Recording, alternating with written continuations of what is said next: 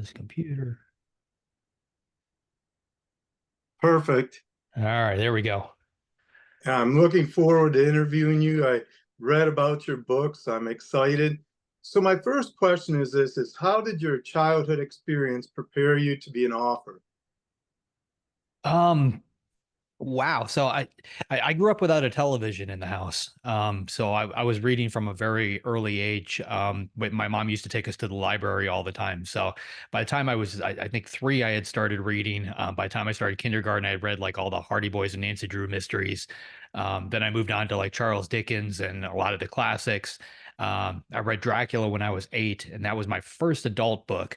But I guess that just really fed my imagination, not sitting in front of the television, but, just getting lost in books and stories. And, um, plus my house, we were in the middle of a forest, which was kind of a scary, creepy location to begin with. So that kind of fueled, I think, the horror side of it. And I had a sister who was 15 months younger than me. So we used to write stories to each other. Basically, we created a little library in our house. So I would write a story, I would staple the pages together. She'd come into my library, she'd check out the story, she'd return it. Sometimes she didn't. I charge her late fees. I think she still owes me money. But it basically it all started right there. I think just reading and then creating stories of her own, and just kind of moved on from that. And then my second one, what jobs did you have before a writer, and how did you get your first agent?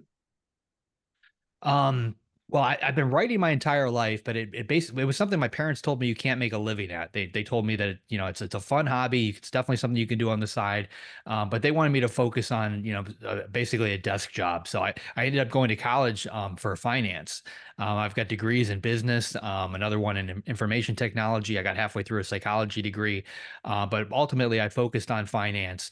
And I would write basically at night to keep myself sane, because that's what I enjoyed to do. So even though I wasn't getting paid for it at the beginning, I would just come home and just write stories just to keep my mind entertained.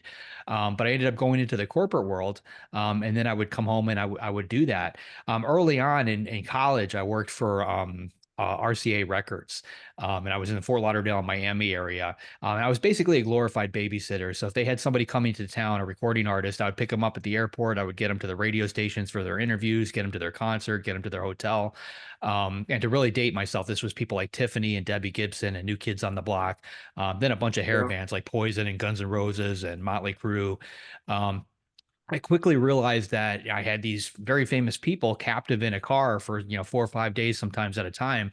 So I started to interview them, and I would sell those interviews back to magazines like Teen People and 17 Magazine and things like that. And that's basically where I got my start. While I was doing that, I quickly learned that basically everybody that works for newspapers and magazines, they've got a novel in a desk drawer somewhere that they've been working on forever. It's 500,000 words long. They've been doing it for 10 years. It's almost done, but it just needs a little help.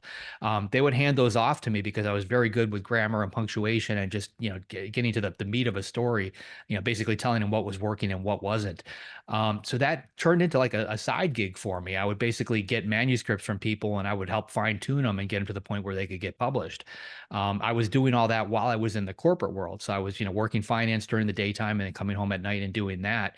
And over time, word spread. So I would get calls from an agent, as an example. They would get a manuscript from somebody that they absolutely loved. They felt they could sell it, but it needed a little bit of work. And they had tried working with the author to fix it, but they just weren't capable of doing it. And a lot of times the book was just too long. Their dialogue wasn't good, simple little things. But I would work with them and basically fine tune that book and get it to the point where they could sell it. And they did. I ended up doing that for 20 some years. Ended up with 6 different books that hit the New York Times bestseller list, all with other people's names on the cover, which gets old after a while. So then at one point, my wife just pulled me aside and said she knew I wanted to be a writer. So we just had to come up with a way to make it happen. And we were kind of stuck because at that point I was 20 some years into a finance career. We had a big house in Florida. We had cars. We had a boat. We had all the expenses that were associated with that. So our monthly bills were somewhere between $10,000 and $12,000. So I couldn't just walk away from the corporate job without making a drastic change. And she came up with one. We ended up selling everything that we owned. We bought a tiny little duplex in Pittsburgh and rented out one side and lived in the other. Basically, got our expenses down to nothing, and I was able to live off of savings long enough to write my first book. And then what was your major in college and where did you graduate from? So I started by going into the Art Institute in Fort Lauderdale. And I was focusing on a music and business degree. And then I took some classes at University of Miami, Kaplan University. I kind of bounced around a little bit, but like I said, I have degrees in business, finance, and I got halfway through a psychology degree. And what are two qualities that make a great thriller or horror book? Um, I think with a good thriller, you have to, the reader has to want to keep turning those pages. With a horror novel, they have to be scared to turn the page. Yeah, that's I probably like the that. distinction. Like they may not want to, but they feel like they have to. But they play both play into each other. I read pretty much everything. I'll read romance novels and westerns. I read all across the board and just try to figure out what works in that particular story and try to incorporate it. My stories I like to think are basically suspense novels, and I may sometimes include science fiction, horror, some other element in it, but primarily they're suspense. And then at what age did you begin to write stories, and what format do you follow in writing a book? Well, I've been writing my whole life. Like I said, I did it when I was really young with my sister, and then even in school, my teachers encouraged it because they saw something there. They knew that I was good at it.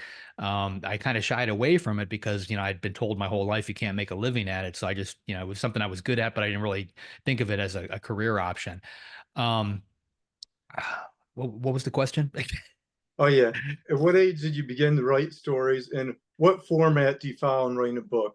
Oh So yeah, here's an okay. The example. When I format. write a book, I have 20,000 words and notes, and then I start writing the book and then put together the outline from my notes. Yeah, so that's changed for me over the years. With my first couple of books, I pantsed them, which is basically for people who aren't writers. I would come up with my scenario and just sort of run with it. I would write that first page and just keep going. And I didn't know where the story was going. I didn't know how it was going to end. But you just kind of tell it as you go, which is what Stephen King does. And on writing, he famously says that if he doesn't know how a story is going to end, his reader's never going to figure it out. Which is a great way to write a book. It's a lot of fun, but you end up with a lot of wasted words, I think, at the end of the process because you finally do figure out where that story is going, and then you have to go back through and you have to edit and you have to clean it up, and there's a lot of work involved. I write a lot with James Patterson, and the first book we did together, we basically made it up as we went. And it's the first time he's actually done that. And he showed me, at the end of it, he showed me how much extra work we had done just to get to that finish line. So then to give me a little contrast, he sent me an outline for another book called The Noise. And we wrote that one together off his outline. And I saw just how quickly the process went and how easy it was.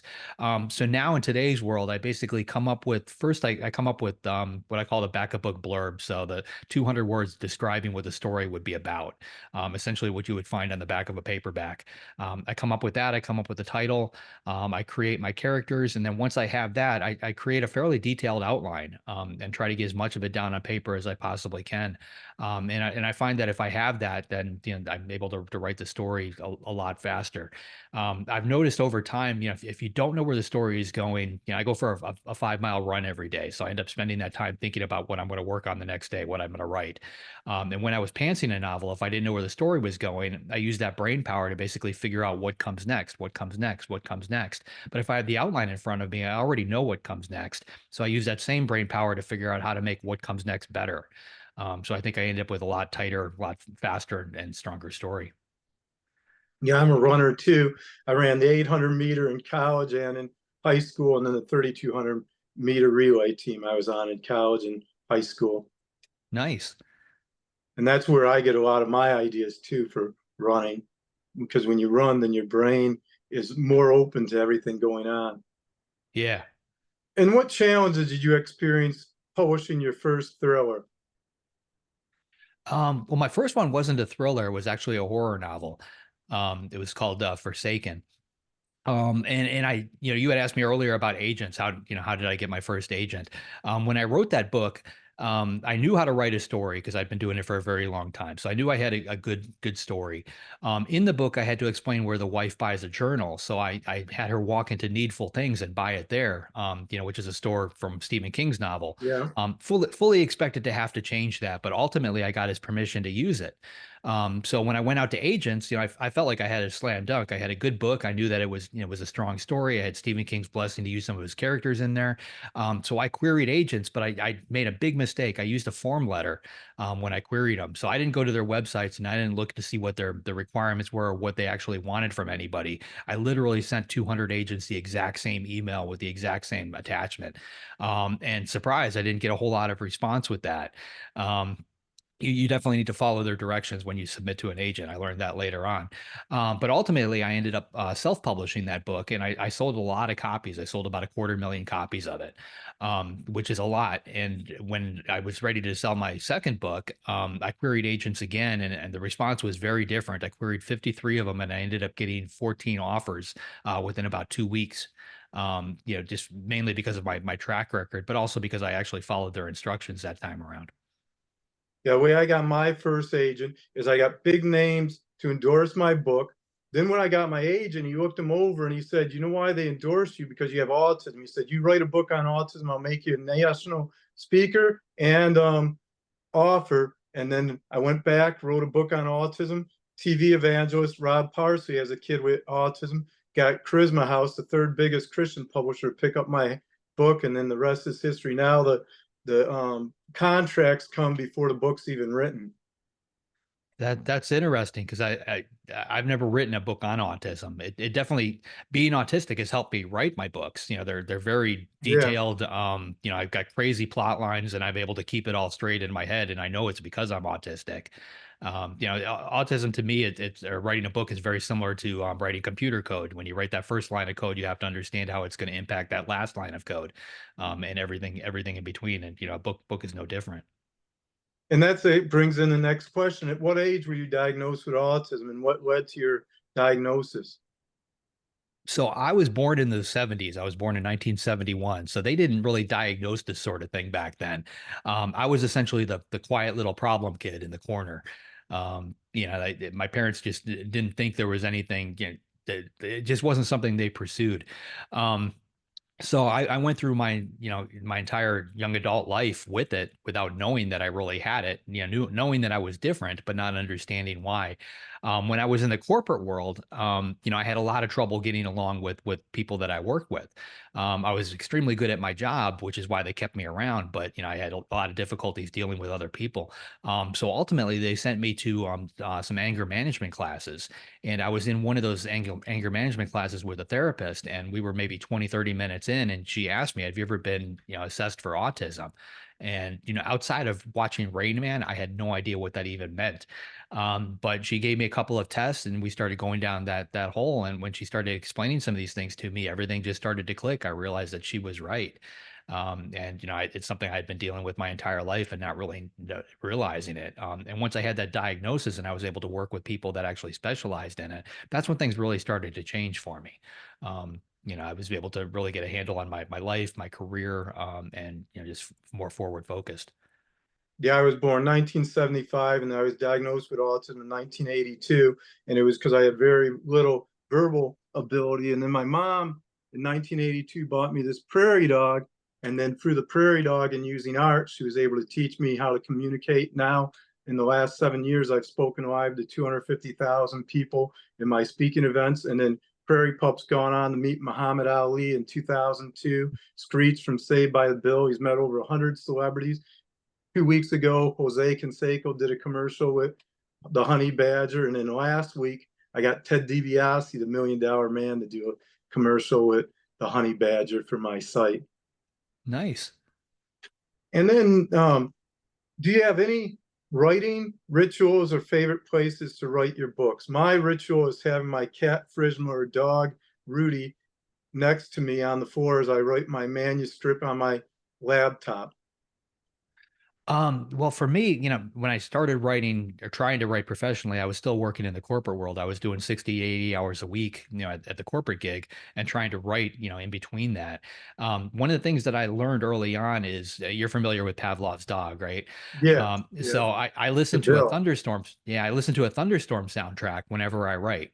And as soon as I hear that sound, it basically kicks my brain into writer mode. So I can be pretty much anywhere as long as I've got a pair of headphones and I've got that soundtrack that I can play.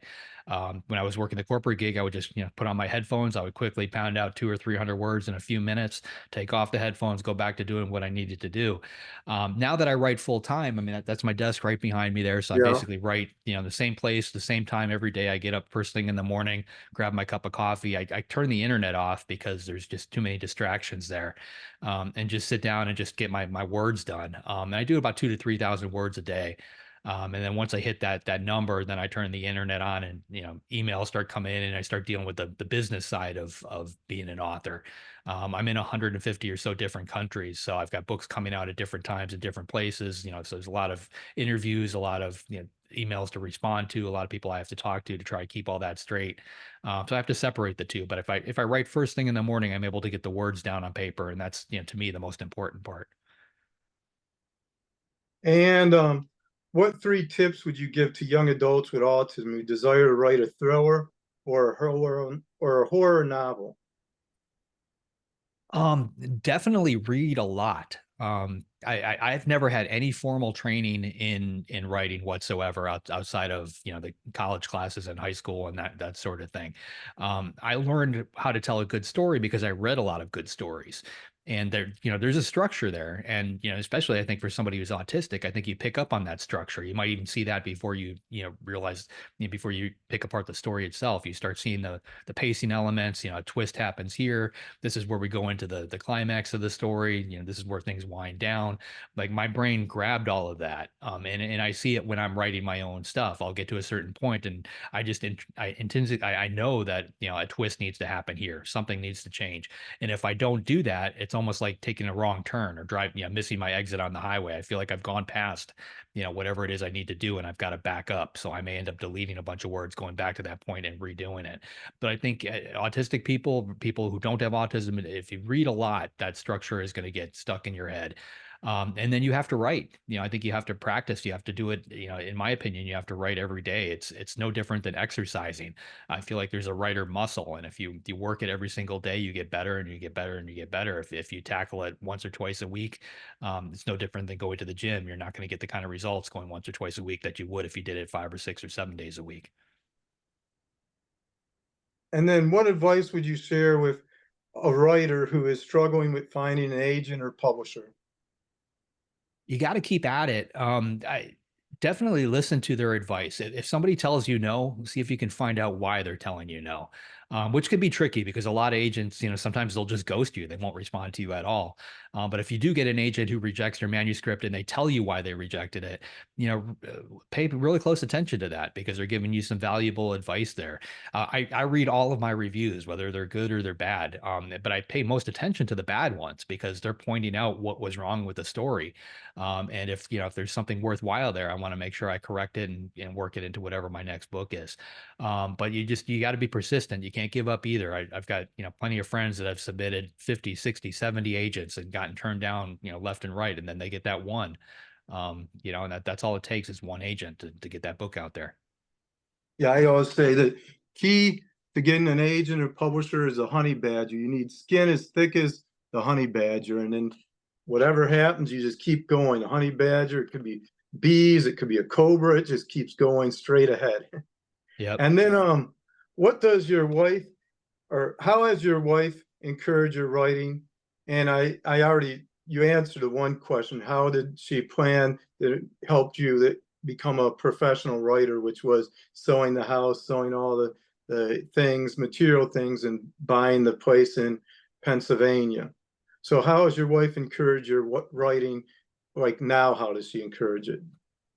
Well, back then, like if she hadn't had really pushed me to do this, to make those changes, I'd probably still be working that job that I hated. I'd probably still be working in the corporate world because that was safe. And autistic people loved patterns. Like I loved Yeah. going to the off, like that was part of my life. So like changing that pattern was very scary to me because it was working. I was making decent money. So having somebody in my corner that was willing to push me to do that, I think was huge.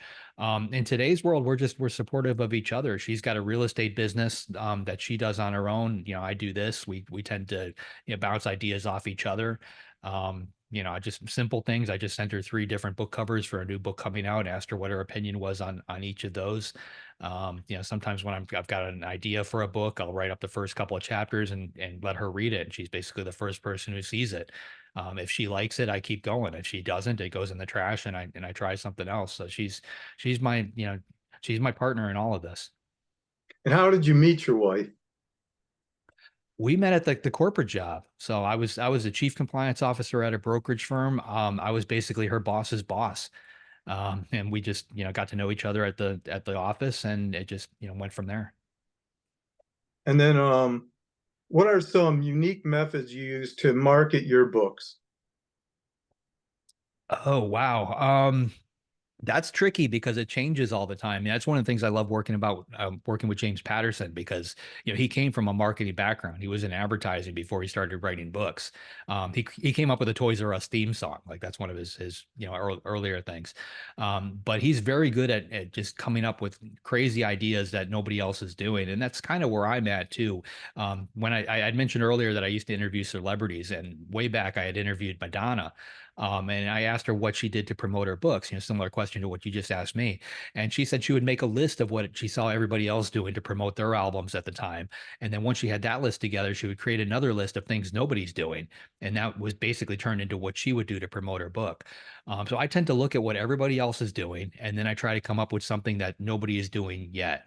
To kind of take it to the next level. I've seen a lot of things change over the years. Like everybody chases reviews in the big newspapers and magazines. They want that review in the New York Times or the Washington Post.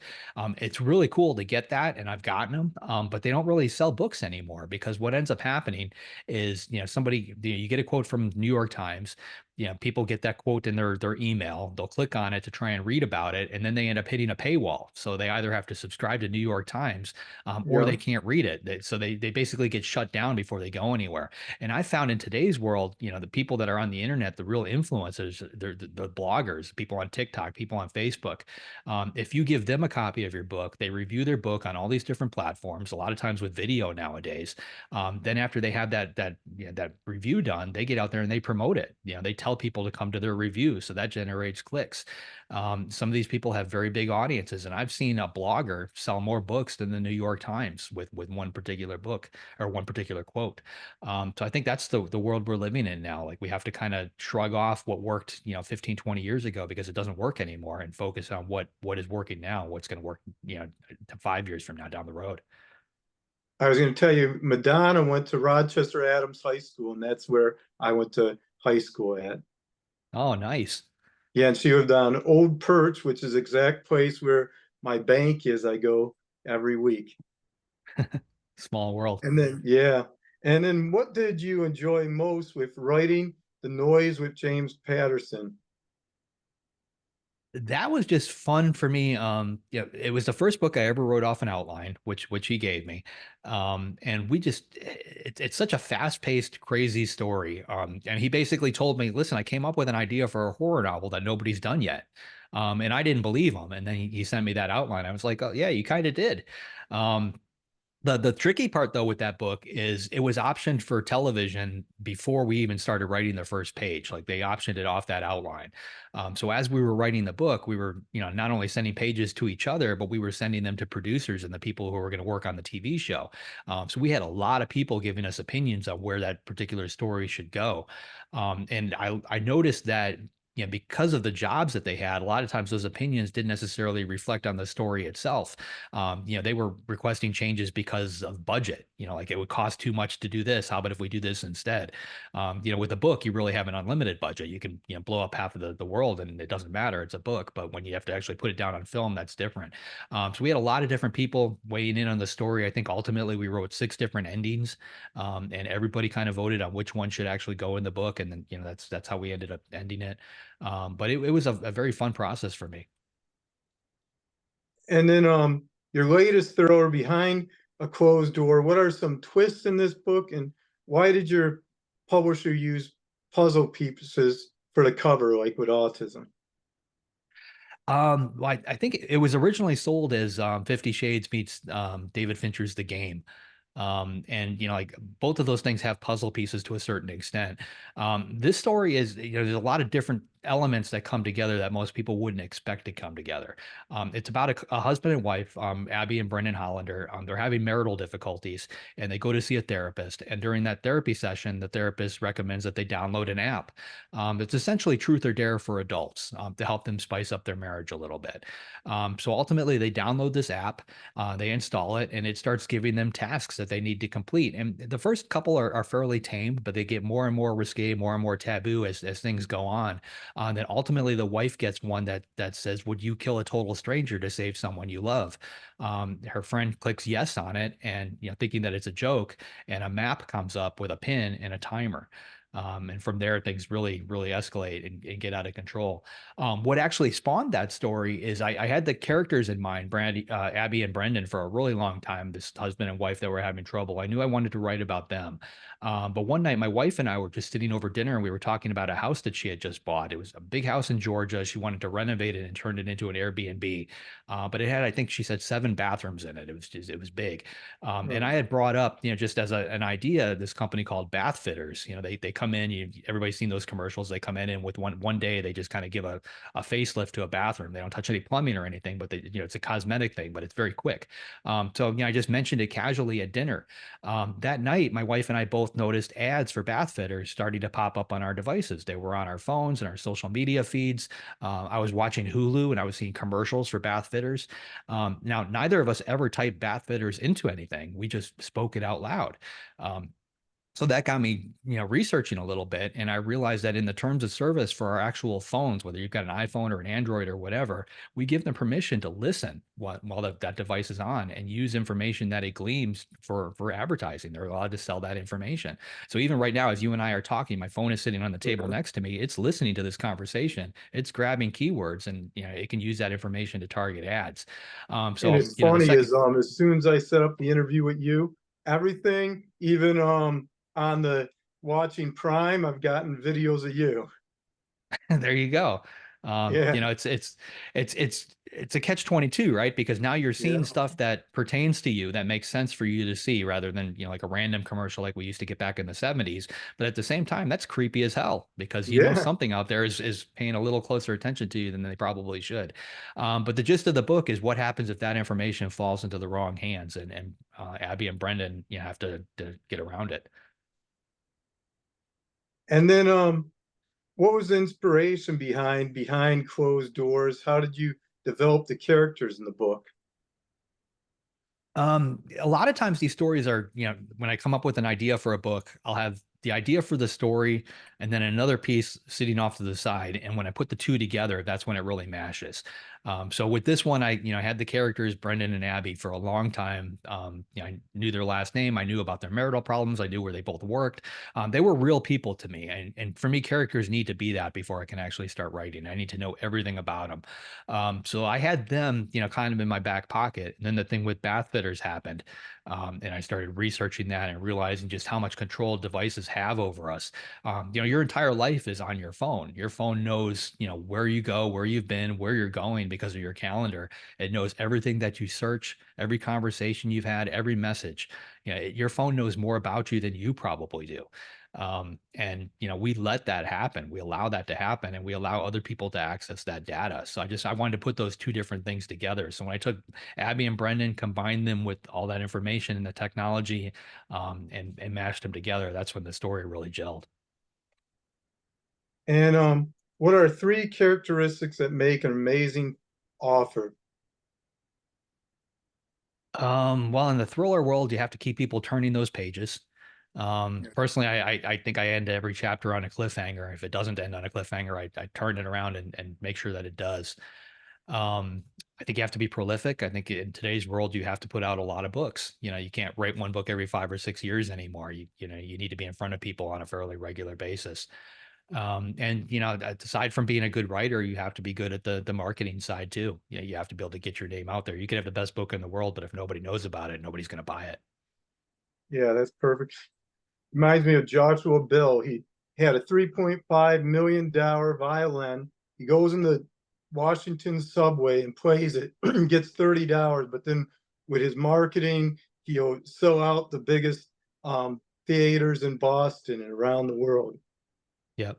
And then 16, How have you been able not to get boxed into one genre, but bounce between thriller, suspense, and horror? That's one of the things that makes you unique. Yeah, I knew I wanted to do that from the beginning, and I know quite a few, fairly good writers or famous writers, and I asked them about this, and Dean Koontz gave me some spectacular advice. He told me that if I wanted to do that, I needed to do it from the beginning. So, and my very first book was a horror novel. Then my second one was a thriller. My third one was a horror. Then I went back to thriller, and by bouncing back and forth, my audience tends to come with me. So Dean was right. And Patterson basically gave me the same advice. He told me that, when he first hit, his very first book was called The Thomas Berriman Number, which nobody owns. I don't even think he's got a copy of that one. But his second book was Along Came a Spider, which hit huge. It was one of the biggest books, ever. And he immediately followed that up with another book about a serial killer and then another one about a serial killer. And he just kept following that formula because that's what everybody wanted. But then he got burnt out on it and decided to write a book called When the Wind Blows about a girl with wings. And his fans completely turned on him because it was just so different and they didn't expect it. So going back to what Kuntz said, if you want to bounce around from genre to genre, just do it from the get-go. So in my world, horror, thriller, horror, thriller, horror, thriller, and find the common thread. So if you go to my Wikipedia page, it's going to tell you that I'm a suspense author, and my novels may also include elements of horror, elements of sci-fi, elements of this. My genre in my eyes is suspense. And who are some offers you had on your podcast, Writers Inc., and what have you learned from these offers that enhanced your writing and marketing? Oh, I pick everybody's brain. So we've had Dean Koontz on, we've had James Patterson on, we've had Karen Slaughter, we've had Lisa Gardner, we've had everybody that you could possibly think of. One of my books is called A Caller's Game, and Ridley Scott's company picked that up to do the movie. And at one point, they had asked me if I wanted to write the screenplay, and I said I've got no idea how to do that. So I ended up booking Gillian Flynn on the podcast, mainly so that I could understand how she wrote the screenplay for Gone Girl. Because she had Gone Girl was actually her third novel. Her first two had sold decent, but not, anything spectacular. But then Gone Girl hit and it was just huge. And she had been asked to write the screenplay for Gone Girl. So she had done that. And then they brought in David Fincher, who worked with her. I wanted to hear about that entire experience. So being able to have her on the podcast allowed me to do that and allowed me to ask, the questions that, I would have done if I were sitting down face to face with her. And then, what is something you wish everyone would know about autism? After you got your diagnosis, you learned how it affects you. What would you like people to know about autism? For me, eye contact has always been a big thing, and not all autistic people have this particular issue. But for me to follow a conversation, I can't actually look at somebody in the eyes. I have to look off to the side, and I have to focus on something else. And if I do look at somebody in the eyes, I'm literally in my head, I'm telling myself, keep eye contact, keep eye contact, keep eye contact, keep eye contact. And because of that, I'm not paying attention to the actual conversation, which is the opposite of what quote unquote normal person would do. They make eye contact through the whole Yes, conversation. So they think because I'm not looking at them that I'm not paying attention, or because my eyes are jumping around to different things other than focusing on them, I'm not paying attention. And I wish people understood that that's not the case. If I'm not looking at you, that means I actually am paying attention and I'm trying to absorb yeah, as much of it as I possibly can. But it creeps people out, yeah. So when I was 22, when I was diagnosed, I mean, I literally had classes on, I was taught how to keep eye contact in a conversation. Basically mimic what other people do.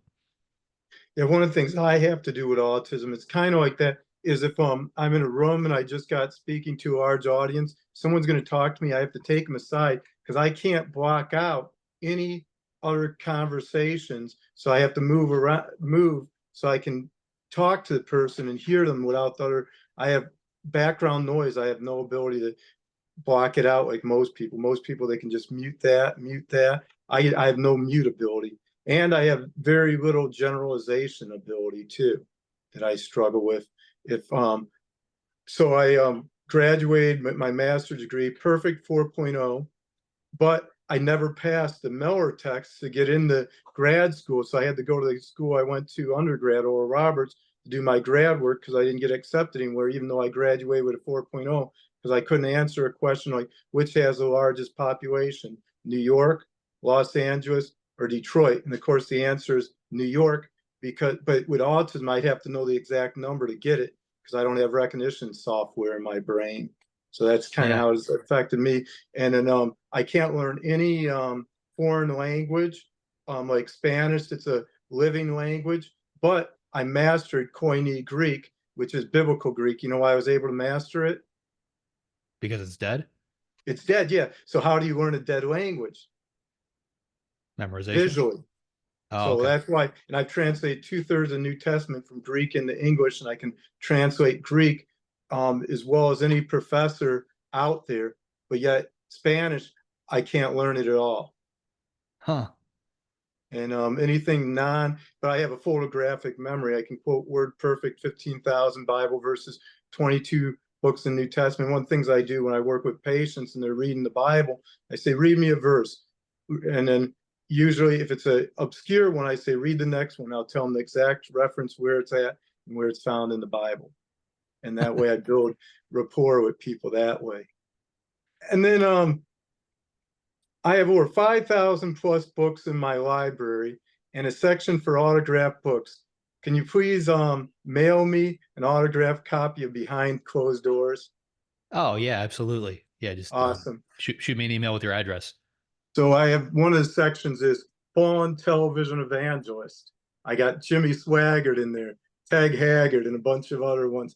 And then one's famous horror writers and thrillers, and I got a Stephen King book autograph. My grandma actually was a famous writer, local, and got on the Good Morning America. And Regis referred to her as a homicide grandma. What she did though is she did to market her books. It was 1980s. She did Clue plays all around the country and wrote her books, so her books at the plays that she'd do. They were murder mysteries. And when Mhm. my grandpa died at 89, this was when I was in my 30s, he said this. He goes, life has a way of overlooking some people like Ron with autism. And my mom said, his time to shine just hasn't arrived. And then the year after he died, I had my first nationally published book, and my mom noticed something. Grandma and Grandpa did a play at Weber's Inn in Ann Arbor. I spoke there to 500 people. Grandma and Grandpa only had 100 people there. I spoke at Frankenmuth to 500 people. Grandma and Grandpa did a play there and only had about 100 people. And Dearborn Inn, I spoke to 200 people. And that was the one I went to when they were writers, one of their flu plays. And I had hypoglycemia, so I passed out before it began. They had 100 people. I spoke to 200. And my mom said to me, she goes, if only Grandpa could have seen now what you're doing, it would totally have changed his perspective and on you and on your ability to write.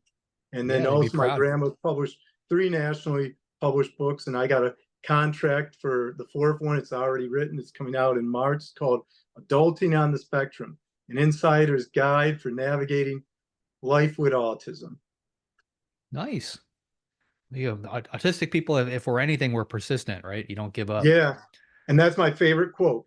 By perseverance, the snail made on the ark. Charles Spurgeon. So you can be slow as a snail, but if you're going in the right direction, you're going to make it. Yeah, you'll get there. That's Yeah. cool. And yeah, thanks so much for letting me interview. I gleaned so much. And if you can just have that made into a video and then have Scott email it out to me, I'll get right on the article, get it out in July. And then I'll send Scott um, my address for getting the book. Perfect. Okay. Well, pleasure meeting you. All right, pleasure meeting you. All Thanks right. so much. All Do right. you Take ever care. have nonfiction writers on your show?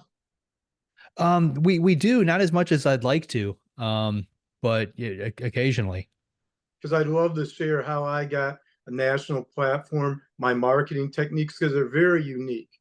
One of mine is I do the 2 for 20 deal. I say we don't have certain things post COVID. We don't have the Dollar Tree. We got the $1.25 tree. We don't have the prices right. Bob Barker has gone on the bigger things, better things.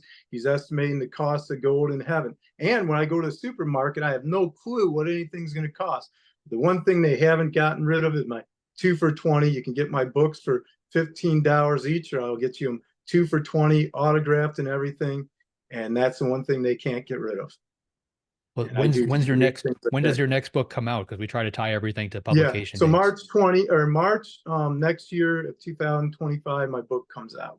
Okay. Yeah. So maybe we can do something for that. Yeah, and I'll have a publicist so I can have her get in touch with you when that happens. Perfect. Okay. Well, take Perfect. care of yourself. Yeah, Pleasure. thank you too, and get the video.